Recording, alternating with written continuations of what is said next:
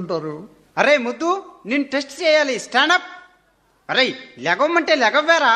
ఏ లేచింది పంతులా? ఆ బళ్ళు లేచి ప్రాణం పోయింది. మళ్ళీ లెగవాలా? అరే లెగవమంటే లెగవ్వా?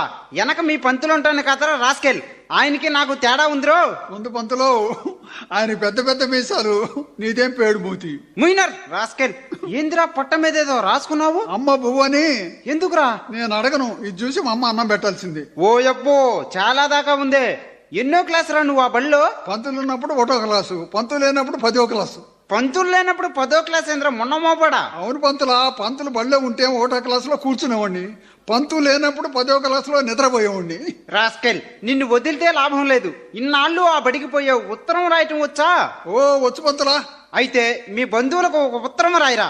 రాయలేను, మోకాలు నొప్పి. దున్నపోతా, ఉత్తరం రాయమంటే మోకాలు నొప్పిందిరా. అంతే పంతులా, నేను ఉత్తరం రాస్తే చదవడానికి కూడా నేనే పోవాలా, ఎవరికి అర్థం